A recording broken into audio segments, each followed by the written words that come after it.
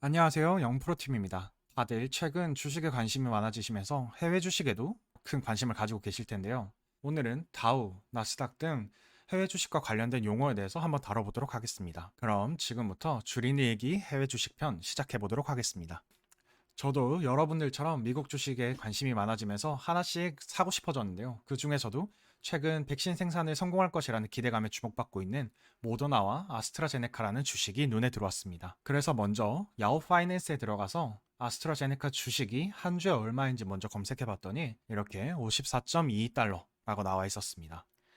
이제 직접 사러 한번 들어가 봐야겠죠? 이 영상을 찍고 있는 시점에서는 장이 열리지 않았기에 제발 월요일이 빨리 돼서 장이 열렸으면 좋겠다라는 생각을 하며 일단 검색을 해봤습니다. 제가 평소에 쓰는 KB증권에 들어가서 검색을 해봤는데요.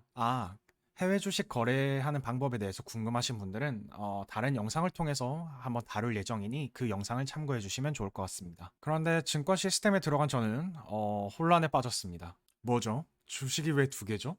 그리고 또 뉴욕과 나스닥은 또 뭐죠? 혼란에 빠졌습니다. 그래서 급히 구글에 검색해보기 시작했죠. 키워드는 제가 방금 봤던 뉴욕, 나스닥, 증권거래소 뭔가 들어본 것 같아서 이런 키워드들로 검색을 해봤습니다. 그런데 검색을 해봐도 도통 확 와닿는 설명이 없더라고요. 그래서 저는 이걸 먼저 알아야 투자를 할 수 있겠구나 라는 생각이 들어서 이것저것 자료를 좀 더 찾아봤습니다. 그럼 지금부터 제가 찾아본 내용에 대해서 하나하나 설명을 드리도록 하겠습니다. 먼저 우리가 익숙한 한국의 경우를 먼저 말씀드릴 텐데요. 한국에는 크게 코스피, 코스닥 이렇게 두 지수가 있습니다. 그리고 이 두 지수는 모두 한국증권거래소라는 시장에서 거래되는 주식들을 표현하는 지표라고 볼 수 있습니다. 좀 더 자세히 말하자면 한국증권거래소 내에 유가증권시장, 코스닥 시장 이렇게 두 개의 시장이 존재하고 각각 코스피, 코스닥 지수에 매핑이 된다고 보시면 됩니다. 즉 각각의 시장이 각 지수의 1대1 매핑이 된다고 보시면 됩니다. 우리가 자주 거래하고 조금 더 뉴스에서 많이 봤던 이 한국의 코스피와 코스닥 지수는 비교적 혼란의 여지가 적은데요. 반면 미국의 경우는 조금 다릅니다. 우리가 헷갈리는 가장 큰 이유는 미국의 경우는 시장과 지수가 1대1 매핑이 되지 않는다는 건데요. 그래서 먼저 미국의 3대 시장에 대해 알아보도록 하겠습니다. 먼저 첫 번째는 뉴욕 증권거래소입니다. 뉴욕 증권거래소는 빅보드라는 애칭을 가지고 있으며 세계에서 가장 큰 증권거래소입니다. 또한 상장된 회사 개수 기준으로는 세계 2등이며 유명한 월스트리트 11번가에 위치하고 있습니다. 다음과 같이 세계 증권거래소 순위를 보시면 뉴욕 증권거래소가 1위에 위치해 있는 걸 보실 수 있습니다. 다음은 나스닥 시장입니다. 나스닥 증권거래소는 세계에서 두 번째로 큰 증권거래소이며 상장된 회사 개수 기준 세계 1등입니다. 그리고 우리가 흔히 잘 아는 애플, MS 등 IT 회사들이 주로 상장되어 있는 시장입니다. 마지막은 아멕스인데요. 일단 저와 같은 주린이들은 아멕스까지 머리에 한꺼번에 넣어버리면 너무 헷갈릴 것 같아서 일단 아멕스에 관련된 내용은 다른 영상을 통해서 좀 더 자세히 다루도록 하겠습니다. 그럼 이어서 미국 지수들에 대해 알아볼 텐데요. 이제 앞서 봤던 시장들과 이제 앞으로 볼 지수들을 하나하나 연결해 볼 겁니다. 먼저 첫 번째로 볼 지수는 다우 30 지수입니다. 다우 지수는 다우존스 산업평균지수라는 풀네임을 가지고 있습니다. 그리고 이 지수는 뉴욕 증권거래소와 나스닥 시장에 상장된 총 30개의 종목을 포함한 지수이고요. 2020년 8월 31일 기준 다음과 같은 30개의 회사를 포함하고 있습니다.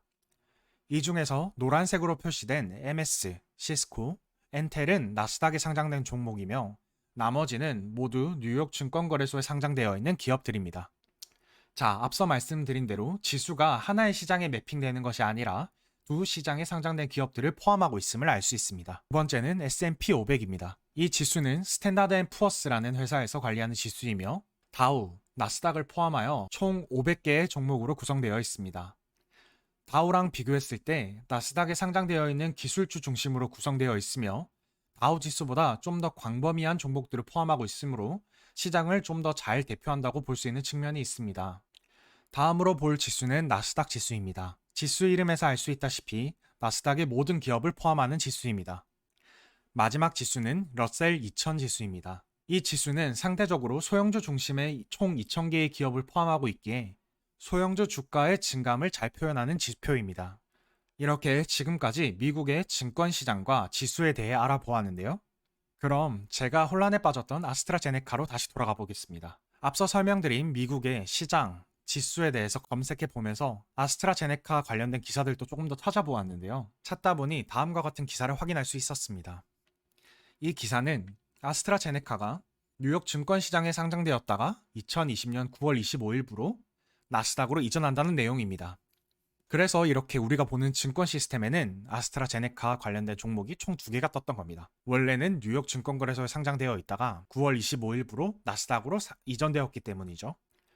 그래서 결론은 우리가 앞으로 아스트라제네카 주식을 사고 싶다 한다면 다음과 같이 나스닥으로 표시된 주식을 선택해서 매매하면 된다는 뜻입니다. 이렇게 저와 같은 주린이가 미국 주식을 처음 시작하면서 궁금했던 부분에 대해서 혹시 여러분들도 이런 부분이 궁금하시지 않을까 해서 영상을 찍어봤고요. 다음 영상에서는 좀 더 흥미로운 주제, 여러분들이 좀 더 궁금했던 부분, 이런 것들, 아니면 제가 혼자 이제 삽질을 해나가면서 궁금했던 부분들에 대해서 한번 영상을 찍어 보도록 하겠습니다. 지금까지 영프로TV였습니다. 감사합니다.